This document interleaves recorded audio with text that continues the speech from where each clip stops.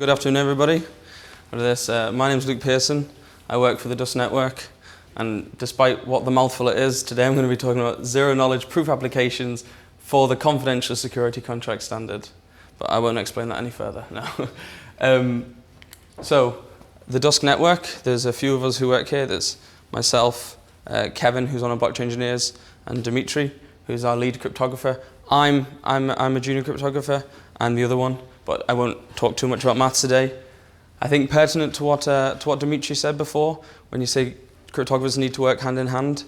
I came along a few months ago, and now we're building things together. And he's also right in saying that every cryptographer needs a programmer. So the things I do, just as a quick background, I define symmetric cryptography for elliptic curves. It won't be I'll talk a bit about it right at the end, but not too much. So the underlying things behind this protocol of selecting keys for certain set inclusion protocols, I build the whole library with a fellow programmer up at Dusk. Okay, so what Dusk is?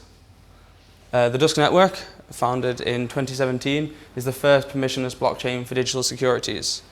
So what we do is we align the issuance of securities, so modern securitization in any financial situation, with blockchain derivatives and blockchain technologies in order to look towards a solution of the problems that align with securitization, whether it be of whether it be of assets, or equities, debts, derivatives. So it's applying these things through the blockchain and revamping the entire process of securitization with a big focus on privacy. One of the larger arguments that people always have is, well, you're being inspected, you're being followed because it's important. It's for your safety. There could be a criminal amongst you. And this entire conference is the ability to prove that you aren't in zero knowledge, the ability to prove without actually showing anything about you. So combating whilst bringing more privacy and keeping yourselves, I always think of it above the regulatory line. The programmable smart contracts is for the whole securitization process. So those are the business people who are aware with the contract owner, the contract issuer, and when you choose to turn something into an asset for it to be tradable, there's a lot of lengthy and individual processes, whereas the smart contracts, the programmable sets of rules that you can have, get rid of the need to have people at every individual one of these steps. So the referees of the game can be taken away and the rules can still be in place. So I always think of it sort of like that. We have it fork resistant. That's not too pertinent to what we are today, but if you want, there's just been an article released 2 weeks ago on the Dusk Medium, so feel free to read. And similar to the smart contracts, coming in direct settlement, so the long waiting periods you have with securitization, the paying out of dividends, the voting rights, these things, they're finalized, they're immediate, they're fast and they're decentralized in a standard, secure, safe and simple manner. Next, we're going to just talk about zero-knowledge proofs. I don't want to bore you, I'm just going to give the quick standard definition that we've all heard many times. So the zero-knowledge proof is a protocol in which one party proves another party validity of a statement without revealing anything other than that fact. So other than that statement, I've got a red phone, just words, I've got a red phone, you don't know. And the big thing in Dusk is we've taken away the trusted setup with using bulletproofs, which I'm sure you're all aware with. So getting rid of that trusted setup is a big problem in financial markets because he is the financial middleman. And that financial middleman is, as we've seen many times, Mr. Madoff, very malicious, very much a liar. So the ability to continue the transaction between the parties without that verifier, without that middleman is perfect. Sorry, between the sender and the verifier, without the middleman is perfect. What we're always looking for. So I won't run through them because you've heard them several times. This will be the 4th time. Satisfying the 3 properties: completeness, zero knowledge, soundness. Probability of 1. Make sure the verifier isn't lying. Make sure the prover isn't lying. Heard it a few times. Peggy and Victor. We've got it. Okay, so the XSC standard is an outline of how the securitization process works with the Dusk Network. So you have your modern one, and each stage is revamped and collaborate into one unified protocol to allow better securitization of assets. So we have a standard for tokenization, as you get, and the 3 things that I will be outlining today and going through individually: the issuance management and trading securities, and how we use blockchain derivatives to really improve those types of processes. If you have any questions as we go, just ask. I hope it's going to be enough. So the general idea is removing middlemen. Very important to focus on this and not talk about overall minimum, because they are very important for regulatory compliance. This is needed for governing bodies. It's needed that we all have a set of rules. There has to be an overseer in what we would call sort of a guardian. They stick the monetary people. However, the middlemen, operation-wise, whether it be continual contracts with lawyers or continual contract with bankers, with giving out dividends or giving out operations or taking large percentages, those are the kind of things that we look to remove and eradicate. It integrates into one protocol in that it can be put on one contract, one big smart contract, which doesn't have to be, but can be placed on the Dusk network blockchain that we're building. The issuance, so you can have these without, as I said, the financial overhead that you're looking in traditional security markets. So in general, the role to bankers, people are always fearful every time I explain this to someone, and they are a banker, they say, well, why would people advocate for this? I say, well, the role to bankers may go down, but with this system, the customer user base can magnify massively. And that brings me to the next bullet point, fractionalization. Shares at the moment, it's like tender, it's like money. When you rip, it's gone. And you take a share that's 2,000 euros, it really isn't accessible to everyone in the world. But if you can represent that share and you can tokenize it by fractionalize it through tokenization, and everyone can have a set of these tokens, or in this case, the Dux tokens. Then people can own parts of shares. You have, of course, your utility, which is for use, and your security tokenizations, which is for ownership. So everyone owns that, and then you become a much fairer playing field, and a much, much larger group of people can become. And I think people then get to veer away from the idea of stocks is for the rich, it's for the bankers. People get to invest in the thing that drives part of their world, the economy. Large part of it is, as always, the distributed network, decentralization, because then you don't put central stress on the middle, and that prevents if failures come along, of course, right in the center. It will affect the whole market, whereas if everyone takes on equally shared load, it lowers the cost as you spread it across, as well as increasing the security, because the attacking nodes versus attacking central system. Next thing in issuance. This contract, although I don't know how technical parts of it I'm explaining, underlying technology, it is rather difficult. It is curves, it is cryptography. But for those who are in the financial market at the moment, those who are issuers, those who are contract owners, it's just an outline, easily explained, fine-tuned to your needs and fine-tuned to what you want. And you don't need to understand what's going on. You just understand that it works, understand that it's going on, and it meets regulatory compliance. You don't need to be a genius in order to work with it. You don't need to get a maths degree to be able to work with the XSC. Oh, as I was saying, you can fine-tune. So when you have this and you comply that these set of rules will conditionally meet the regulatory compliance and will conditionally have these things happen, the one who wants to issue the contract, the one who wants to own the contract, the one who wants to securitize and tokenize their assets can say to how they want, whether that be how the users interact, how much the user gets, what percentage they want to give. It's easy, it can be go through, and they can do it for themselves. The trading, the good thing about this, we'll go straight to the end. We've got P2P, we've got peer-to-peer trading. The moment trading shares between people who are publicly trading, something like Apple, doesn't work. But when you have the tokenization, everyone has their share of the tokens of the assets, and they can pass one another. And the advantage of this is the community can trade with one another, the people who are on the distributed network. So they don't need to go back to the mainframe. They don't need to go back to a person. The set of shares which are minted, which are there, set of tokens, which are minted, which are there, can be traded between people. And it's also anonymous security transfers. So it's done in zero knowledge. And I'll explain 2 zero knowledge examples at the end of how that works. Over-the-counter offers, they can integrate well, and we have an intercontact communication. So in between these 2 peers, if you have another stock person, there's anonymity in another stockholder, so another token holder, another person using this protocol to acquire tokens. They communicate with one another with regards to the selling and exchanging of tokens between them. Fractionalization, we've already sort of been through. This trading, this contract can just be put through several issues, several exchanges, several contract issues. And it works, yeah, the trading rules. A good example would be dividends. At the moment, I know that lawyers charge high fees, but when you want to set out dividends at certain periods of the year, whether it be somewhere like the Netherlands, it's every quarter, it's in the tax year, and they set out and they redraft up contracts, but you can have almost conditional based, if such a thing has happened, and you're a token holder, then this percentage dividends, and they work. And once it's set, you need not touch it. You have monitoring and that's it, occasional monitoring, but the smart contract sorts itself. The next thing is management. So the person who can is the person who wants to issue it, the owner, the person who wants to create it, can do it themselves, or they can carry out the aforementioned duties to an exchange, to issuer, someone who's more technologically savvy, and they say, this is our contract, we've lined it out, this is how I want the dividends to work, this is how voting rights are going to work, this is how we want it to work. So in other words, give it to the exchange, and the exchange oversees how it works and allows the process to go on, but just watches over without any consistent need to intervene, which reduces fees massively, as well as stops entanglement into the market. Multi-contract users. The good thing with the auditors here is with, of course, the distributed ledger and having something on the blockchain, it can be audited equally, maybe not with the technological knowledge, but equally by the public as an actual auditor.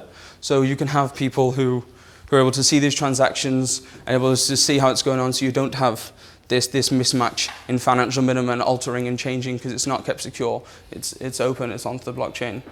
Yeah, the dividends payment can be defined. So you can say the states of your contract right from the start. And I think defining how you want the contract is what some people mismatch when they read about security tokenization. They think, oh, you're revamping the system. It's still to the discretion of the contract owner. In dividends, rights, and voting, they decide, and then the system's just made easier through the smart contract principle. Okay, here's an example of how we're going to use some of the zero-knowledge proofs. This is a Merkle tree. For those who know, who like, okay, so whitelisting. Whitelisting is done on public offerings, and it was done on coin offerings. Whitelisting is done. You need to be of a certain set of people of a certain type to be in here. This is the root of the Merkle tree. The Merkle tree will be built into the blockchain, and it's going to be used to prove identity. How we're going to do it is you'll have your public key somewhere down here, hash it your private key, hash it inside of a circuit because your data center, and you need only verify some of these leaf nodes and prove that you're part of this big hash via this Poseidon hash function. Those who may have heard it know it was actually invented by Mr. Khavratovich. So this allows for the verification functions built in the blockchain without the stress on the blockchain, because the Merkle tree, as you get a user, you become a node and there's no computational strain onto the chain. Another example, and this is pertinent to the previous one that was given to me, was explained, in the lecture, it would be with caps, with these personal caps. So a lot of these people, in order to make sure that it isn't, things are concentrated limits, so you don't have too much wealth in one area, too much wealth with possibly even in one class, give everyone some equal playing field to start with. You have, everyone has a 15,000 Dusk token limit. The Dusk token represents the security, and I want no one to have more than 15,000 as a contract owner.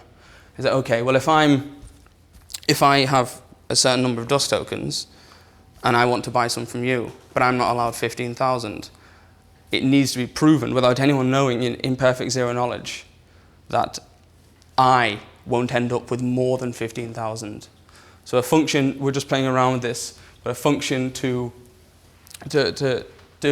possibly do this would be to use our best friends, if you're a cryptographer,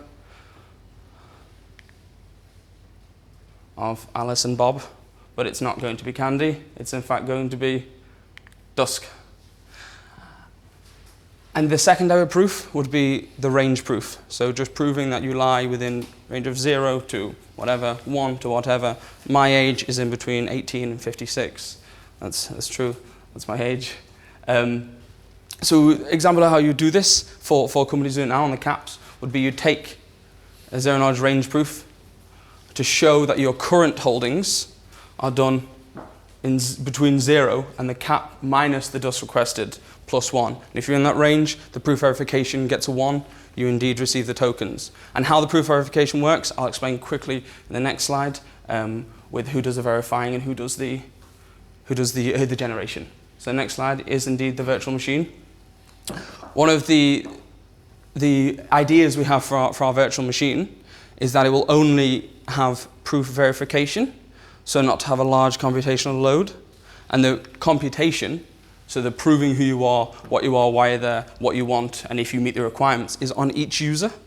So then you reduce the load right at the virtual machine. So whitelist, for example, the Merkle tree, back in the blockchain, you need only to create your values, send it to the Merkle tree, and if in fact those values come true, then you're allowed in. The Merkle tree doesn't do, the central node, the virtual machine, doesn't do any proof generation. It just does proof verification. I think, yeah, the aim is to build a Turing-complete virtual machine with this verification, so no computation on these values, and the burden shifted to the distributed state machine, keeping it arguably lightweight. I want to just outline some of the bigger advantages that come with it. The first is the general blockchain, the global financial ledger. This is single source of truth, so the ability to see, record, and know where something came from, and know that it came only once and one time. Transparent transactions. You will get equal audits public-wise and equal audits financial system-wise, and then you have less of the financial middleman being malicious. You have the less of the people altering with the system.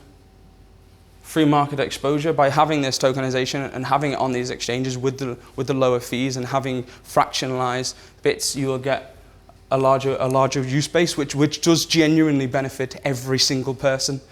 Still slightly personal belief, but every single person, because the people issuing the contract get more because they have a larger base. The owners get more because they have a larger base. The peers can trade for more people, and it promotes long-term healthy economic forces, which brings on to the reduction in mispricing. The more people you have, the less mispricing you have. If you have a free market, which it'll be, and you have this in, it's an economic theory, but invisible hand moving things around, you're going to get a better pricing system with the more users you have. And you can do this at a lower cost without the insane overheads. Decentralization, to increase speed, increase security. There's no computational load right on the center. There's no need to forcing through this virtual machine. Each node does its own thing, as it helps with the security and lower transaction fees, because you don't need to continually return back to a central point who will charge you each time. Smart contract application. The administrative relief is important, and the removal of administration fees. If you're just going between peers, there's no need to pay the central banker, there's no need to pay the central exchange. And the last one is the use of zero knowledge of proofs. You get this compliance, you don't forgo your privacy, you make sure you meet these requirements, and yet other people don't need to know. And it meets the privacy regulations, domestic privacy regulations of the EU. That is everything. Are there any questions? KYC in your system? Okay, so KYC is done at the Merkle tree. Yeah, but the Merkle tree, these are accounts. Pardon? So these accounts are identified. They're not anonymous. So, no. You can prove in zero knowledge that your hash fits here and is zero knowledge. They're not identified. So how it works here is there's a list, a hash of set public keys, and you prove that your private key hashes to a public key that will go to that root hash. Yeah, but your public key, that's an individual that's gone through KYC, I presume, or is it? Well, you get it by doing an in-circuit hashing of a private key, so it's specific to you, and then you just verify these. But any questions on how the Poseidon works? Yeah, it's not a question. It's a question of, are people identified? Are the users identified? No, just see if the hashes fit in with the root hash.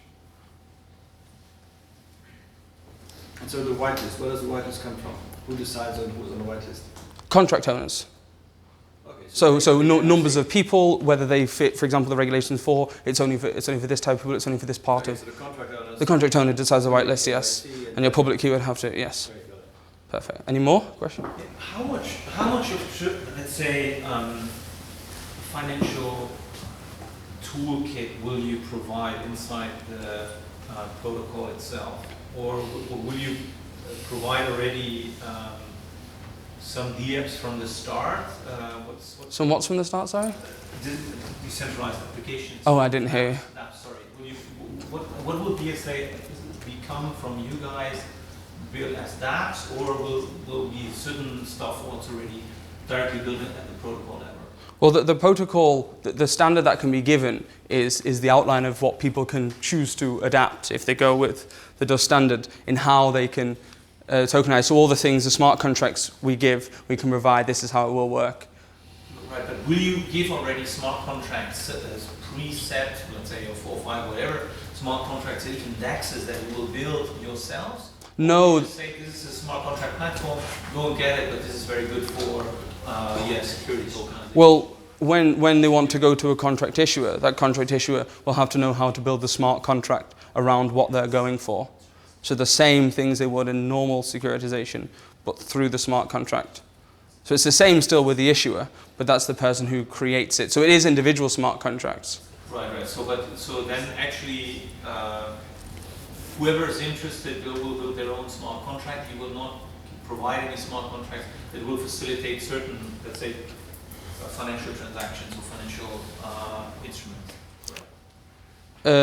Well, they will come to us. So, for example, Dusk works with an exchange. I think, yes, it was made public. No, I think it's fine to say. Dusk works with a current existing exchange, and people will go to them and say, we'd like to tokenize through you. Okay, we will build now the smart contract. We'll just tell me the rules, tell me how you want to work it, how you want the things I explained there, and we'll build a smart contract around that and issue through our exchange. Does that help? Does that answer? Yeah. Okay, so come to us, we'll construct it. Oh, and you of course, have to come to us as standard. There will be others out there. But yeah, you go to the exchange and they still tailor towards you. Yes. Yes. I have another question. It's about what happens if an investor loses the access to his private key to his Perfect. We have guards. So the contract owner and the guard can both do. There's certain transfer functions.